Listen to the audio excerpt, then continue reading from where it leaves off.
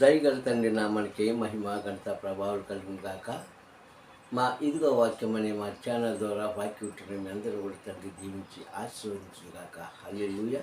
మరి అలాగే మరి ఈ నూతన దినంలో మా ఛానల్ని సబ్స్క్రైబ్ చేసుకొని లైక్ షేర్ చేసిన మీ అందరికీ కూడా నా ఛానల్ తరఫు నుంచి వందన సమర్పణ చేసుకుంటున్నాను. హల్లెలూయా.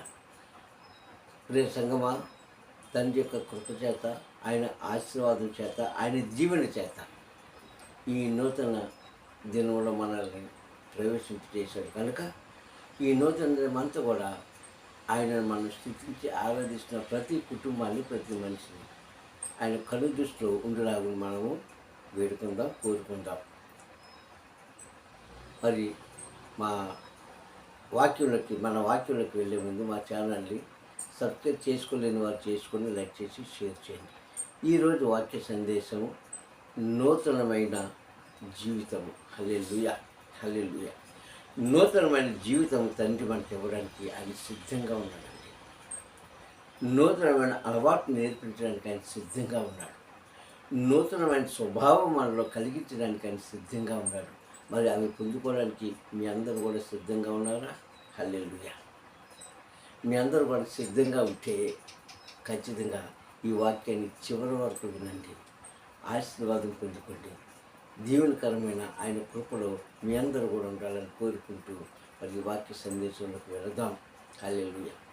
మొదటగా మనం ఒక వాక్యాన్ని చూసుకొని వాటిని వివరించుకుందాం. ఏంటి అంటే,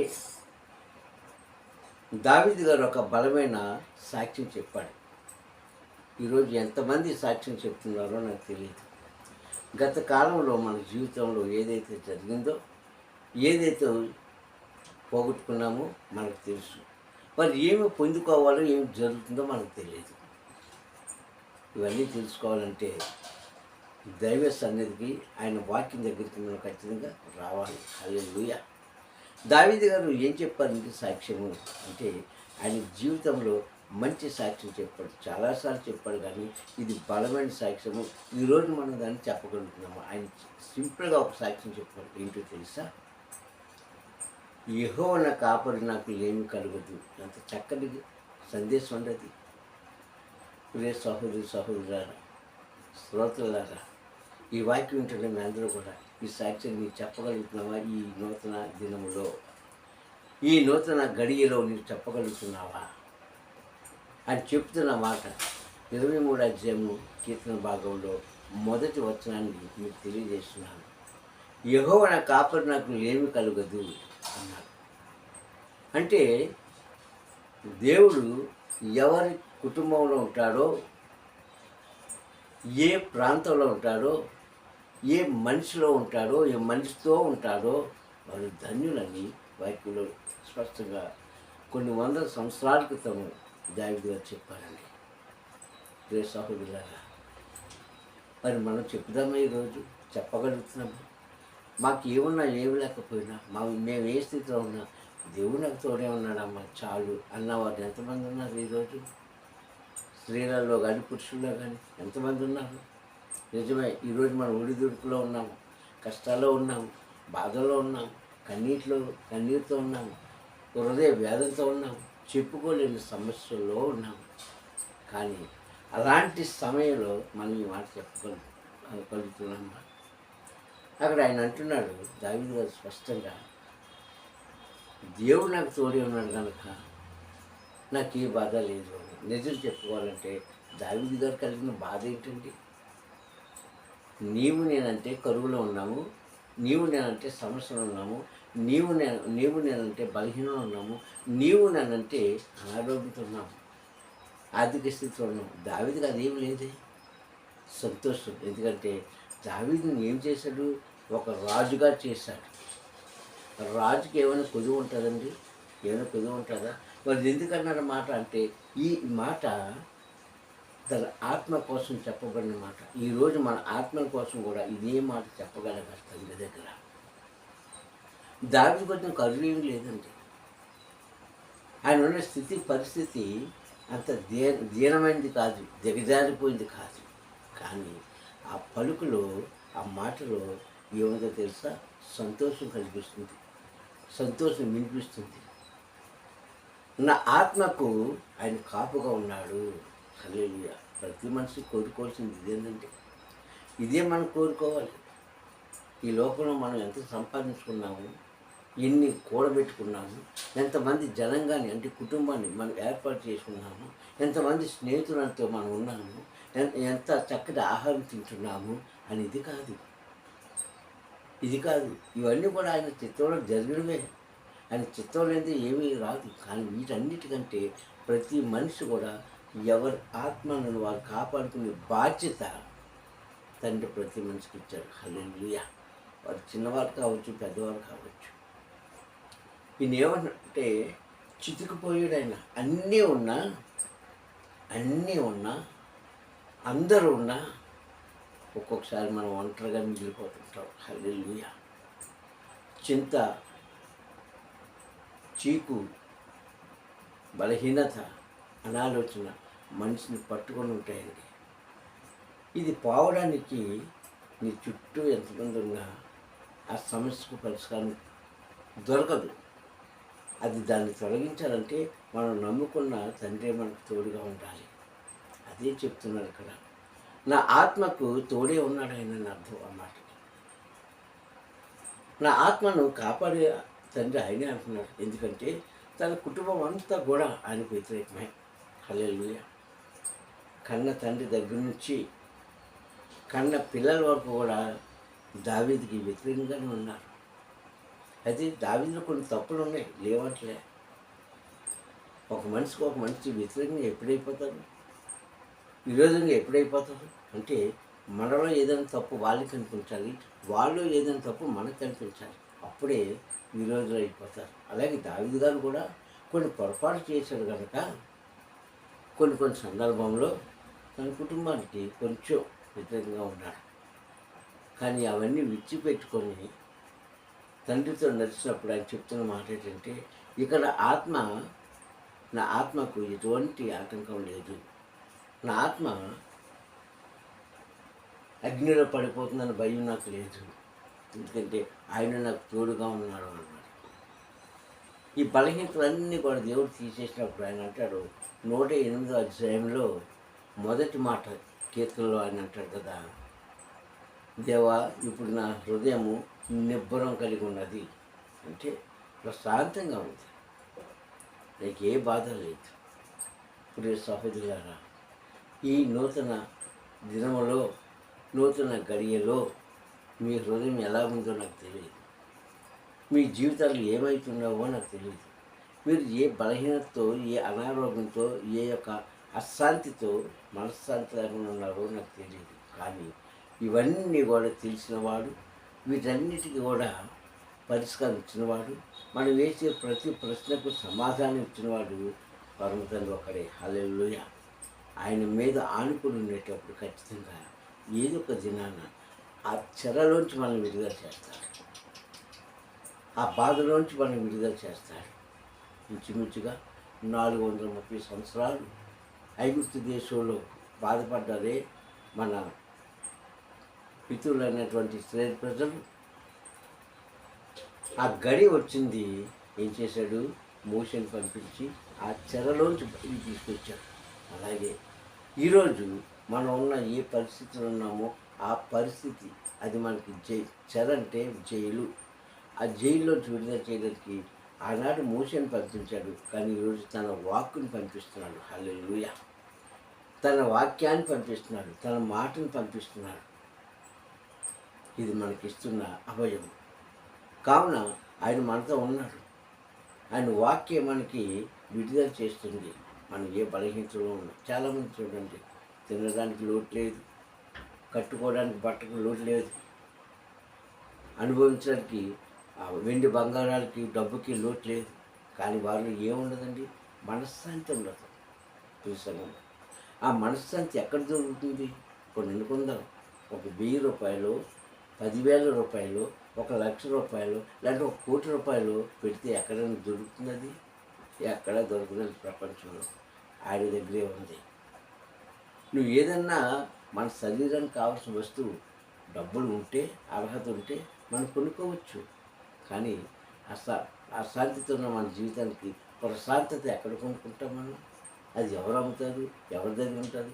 ఎవరి దగ్గర లేదు, ఆయన దగ్గరే ఉంది. ఆయన నోటి మాటతోనే అవన్నీ కూడా తొలగిస్తారు తెలుస్తుంది. గతంలో నువ్వు ఏదైతే పోగొట్టుకున్నావు, గత దినంలో ఏదైతే నీవు ఆశించావో, గత దినంలో ఏదైతే పొందుకోలేకపోయావో, గత దినంలో దేనికోసం అయితే నువ్వు ఎదురు చూసావో, ఇదిగో ఈ దినం నీకు ఇస్తాడు. హల్లెలూయా. విశ్వసిస్తే అది ఏదైనా కావచ్చు, ఈ దినం నీకు సమర్పిస్తాడు, ఆయన ఇస్తాడు. దాన్ని మనం అందుకోవాలంటే మనం ఆయనకి ఇష్టంగా జీవించాలి. హల్లెలూయా. ఊరికనే రాదండి ఏది కూడా. శ్రమ పడకుండా, కష్టపడకుండా ఆయనకి ఏదైనా ప్రతిఫలం వస్తుందా? రాదే. మరి అలాగే తండ్రిలో కూడా మనం వినయము, విజేత కలిగి, మంచి హృదయం కలిగి, ఆత్మవిశ్వాసంతో ఉన్న వారికి ఇవన్నీ కూడా ఆయనే ఇస్తాడు. ఎందుకంటున్నాడు, అవన్నీ పొందుకున్నాడు కనుక దావీదు అంటున్నాడు, యెహోవా కాపాడినకు లేమి కలుగుదు. లేమి అంటే కరువు, కలిమి అంటే సంపద, కలిమి అంటే సంపద, లేమి అంటే కరువు. నాకు ఏ కొదువు కూడా లేదు, నువ్వు ఏ రోగంతో పడి ఉన్నావో నాకు తెలియదు. సహోదరులారా, ఆయనకి ఇష్టమైతే ఆ రోగం పోవాలంటే ఒక్క చిన్న మాట, నీ యందు దయ కలిగిన వాడు అయితే, నేను రక్షించాలని అనుకున్నవాడు కనుక ఒక్క చిన్న మాట ద్వారా ఆ నీకు కలిగిన ఏ బలహీనత అయితే ఉందో అవన్నీ ఆయన తీసేస్తాడు, లేదా ఆయన చిత్తాన్ని మాత్రమే నెరవేరుస్తాడు. ప్రియ సహోదరులారా, అందుకే ఇక్కడ మనకు నూతనమైన జీవితాన్ని ఇవ్వడానికి అన్నాడు, నూతనమైన స్వభావాన్ని ఇవ్వడానికి ఉన్నాడు, నూతనమైన మనసుని ఇవ్వడానికి మనకు ఆయన సిద్ధంగా ఉన్నాడు. మరి మనం అందుకుందామా దాన్ని? అందుకోవాలంటే కొన్ని అర్హతలు మనం కలిగి ఉండాలి, కొన్ని అలవాట్లు మనలోంచి విడిచిపెట్టుకోవాలి. యెహెజ్కేలు ఉన్న కాలంలో, ప్రవక్త అనే యెహెజ్కేలు ఉన్న కాలంలో ఇశ్రాయేలు కోసం చెప్పిన మాటే ఈరోజు నీకు, నాకు, మనందరికీ చెప్తున్న మాట. యెహెజ్కేలు గ్రంథము 30వ అధ్యాయంలో 26వ వచనంలో ఆయన అంటాడు, నూతనమైన హృదయమును, నూతనమైన స్వభావమును మీకు ఇచ్చేదను, రాతి గుండెని మీ నుంచి తొలగించి మాంసపు గుండెని ఇస్తాను అన్నాడు. హల్లెలూయా. అంటే కఠినమైన మనుషులు ఉన్నారండి ఈ లోకంలో. ఇప్పుడు సంగమా, లోకం ఎందుకు ఇలాగా చెడిపోతుందంటే కొంతమంది కఠినమైన మనస్కులు ఉన్నారు. కఠినమైన మనస్కులు ఉన్నారు కనుకనే వారు ఈ యొక్క బలహీనతలోంచి లేవలేని పరిస్థితిలో ఉన్నారు. మూర్ఖులు ఉన్నారు, అహంకారులు ఉన్నారు. వీరందరూ కూడా కఠినమైన మనస్కులు. వీరందరి యొక్క హృదయాలు ఎలా ఉంటాయంట? రాతితో సమానం, ఒక రాయితో సమానం. కావున ప్రియ సహోదరులారా, ఇక్కడ మనం జ్ఞాపకం చేసుకోవాల్సిన ఒక విషయం ఏమిటంటే, ఈయన వాగ్దానం ఇస్తున్నాడు. ఈ నూతన దినంలో నూతనమైన వాగ్దానం మనకి ఇస్తున్నాడు. నీవు నా మాట వింటే, నీవు నా మార్గంలోకి వస్తే, నేనే నీ నిజమైన తండ్రి నన్ను నమ్మితే అప్పుడు మీకు నూతనమైన హృదయాన్ని ఇస్తాడు, నూతనమైన స్వభావాన్ని ఇస్తాడు, రాతి గుండె తొలగించి మాంసం గుండె ఇస్తాను అని వాగ్దానం ఇచ్చిన పరమ తండ్రికి ఎంతైనా మనం రుణస్థులమన్నాము. ఇవన్నీ ఇచ్చాడు కనుకనే, ఇవన్నీ ఇస్తాడు కనుకనే, ఇది నమ్మాడు కనుకనే దావీదు గారు అక్కడ అంటున్నాడు, ఆయన ఉన్నాడు, నాకు ఏది కూడా లోటు లేదంటున్నాడు. ఇది సహోదరులారా, ఈ వాక్యం ఉంటున్న మీలో మీరు ఏమిటి ప్రార్థిస్తున్నారు, ఎలా ప్రార్థిస్తున్నారు, ఏమి కావాలని ప్రార్థిస్తున్నారు, మీలో నూతనమైన స్వభావం ఉందా, నూతనమైన హృదయం మీలో ఉందా? ఉంటే తండ్రి ఖచ్చితంగా సహాయం చేస్తారు. ఎలాంటి మూర్ఖులైనా మార్చే శక్తి తండ్రి యొక్క మాటలో ఉంది, వాక్యంలో, వాక్కు ఆయన మాటలో ఉంది. ఎలాంటి మనుషులను మార్చే ఆ యొక్క శక్తి ఆయన నోటి మాటలోనే ఉంది. ఇది పొందుకున్నారు నాటి మనుషులు, వారు కూడా మనుషులే, మనలాంటి స్వభావం కలిగిన వారే, మనలాంటి మనుషులే, వారు పొందుకున్నారు. వారు ఈరోజు నీవు పొందుకున్నావా? పొందుకుంటే ధన్యురాలివే. ఆయన ఆశీస్సులు మనకి కావాలి, ఆయన ఆశీర్వాదం మనకు కావాలంటే ఇదిగో ఈ నూతన దినములో నూతనమైన అలవాటు నేర్చుకో, తండ్రికి ఇష్టమైంది. నూతనమైన స్వభావం సంపాదించుకో, తండ్రికి ఇష్టమైంది. అప్పుడు మూర్ఖపు హృదయాన్ని, మూర్ఖపు తలంపులను, మూర్ఖపు జీవితాన్ని నీ నుంచి దూరపరిచి ఎలాంటి హృదయం ఇస్తారంటే మాంసపు గుండె అంటే మంచి జీవితం ఇస్తారని ఈ వాక్ ద్వారా తెలియజేస్తారు. చూస్తాను మనం మీరు ఏదైతే కూలిపోయిన గతంలో అవన్నీ ఇస్తారండి. ఎందుకంటే ఆయన దగ్గర లేనిదంటూ ఏమీ లేదు. మీరు ఒక మార్కెట్కి వెళ్తారు, లేదంటే ఒక షాపింగ్ మాల్కి వెళ్తారు. బహుశా మీరు కోరిన వస్తువు అంత పెద్ద షాపింగ్ మాల్లో, అంత పెద్ద మార్కెట్లో మీకు దొరకకపోవచ్చు. కానీ తండ్రి దగ్గర సమస్తం కూడా ఉందండి. మానవుడికి ఏది కావాలో హల్లెలూయా అది నువ్వు అడగాలి. అడిగి దాన్ని తీసుకునే స్వభావం, పొందుకునే అర్హత ముందు మనం సంపాదించుకోవాలి. అప్పుడు ఇస్తాడు ఆయన. ఎలా పడితే అది ఇచ్చాడు, ఎవరికి పడితే ఆయనకి పడు. కాబట్టి సంగమ గతంలో నీవేదైతే పొందుకోలేదో, ఏదైతే నీవు అందుకోలేదో, ఏదైతే నీ నుంచి దూరం అయిపోయిందో, ఇదిగో ఈ నూతన విగ్రహంలో మీకు ఇవ్వడానికి అని అంటున్నాడు. నా కుమారులారా, నా కుమార్తెలారా, నేనే మీకు సహాయం చేసిన వాడిని. నేను మీకు ఆశ్రయ దుర్గమే ఉన్నాను. నేను మీకు ఎత్తైన కొండ కోటగా ఉన్నాను కనుక నా దగ్గరకు వచ్చి నన్ను ఆశ్రయించండి. మీకు ఏది కావాలో అడగని ఇస్తానని ఈ వాక్ ద్వారా మనతో మాట్లాడుతున్నాను. కావున సహోదరులారా, ఇప్పటికైనా సరే మన మూర్ఖతనాన్ని, అహంకారాన్ని విడిచిపెట్టుకొని ఆయనలో నూతనంగా జీవించడానికి, నూతనమైన అలవాటు పొందుకోవడానికి, దావీదు లాంటి సాక్ష్యం చెప్పడానికి అర్హత కలిగి ఉండాలని కోరుకుందాం. ప్రార్థించుకుందాం. కనికర సంపన్నుడా, దయామూర్తి, నీకు స్తోత్రములు. ఈ సాయంకాల సమయం తండ్రి యొక్క ఉదయకాల సమయంలో గతించే కాలం నుంచి కూడా తండ్రి చేసే మమ్మల్ని కాపాడి అయ్యా ఈ నూతనమైన దినములు మనం ప్రవేశింపజేశావు. ఇది మొదలుకొని తండ్రి నా ప్రభ నా యొక్క దినమల్లో కూడా తండ్రి సాయంకాలం వరకు కూడా ఈ సత్యమైన దగ్గర కింద భద్రపరిచి తండ్రి నా ప్రభ ఈ దినంకై మాకు అవసరం ఏర్పాటు చేసిన నీ వాక్యం ఏదైతే ఉందో తండ్రి నాన్న నీ చిత్తం ఏదైతే ఉందో అయ్యా నీ యొక్క ఆజ్ఞ ఏదైతే ఉందో మాలో దాన్ని జరిగించండి. నాన్న నీ బిడ్డమైన మమ్మల్ని అందరూ కూడా జ్ఞాపకం చేసుకొని నేర్చుకుని కనుక మేము ప్రభావం మీరు పొందుకుని వాక్యం నా బిడ్డలో నా ప్రభు తండ్రి ఒక పట్టుదల తండ్రి, ఒక తండ్రి ధైర్యము వారు కలిగించి వారి కుటుంబాలను మీరు జ్ఞాపకం చేసుకొని వారు ఉంటున్న ప్రాంతాలను జ్ఞాపకం చేసుకొని వారు కోరుకున్న ప్రతిదీ కూడా తండ్రి నీ చిత్తం అయితే నీకు ఇష్టమైతే నీ మహిమ ఐశ్వర్యులు తీర్చి నేను అమ్మను కనపరుచుకొని మహిమ పొందుకుని వారు అందరూ కూడా సంతోషపరచుకోండి. మా ప్రియ రక్షకుడను క్రీస్తు నామమున ప్రార్థన సమర్పించుకుంటున్నాను తండ్రి. హల్లెలూయా, హల్లెలూయా, హల్లెలూయా. మీ అందరికీ కూడా తండ్రి నామమున వందనాలు. తండ్రి మేము దీవించి ఆశీర్వదించుగాక. Praise the lord, praise the lord. Hallelujah.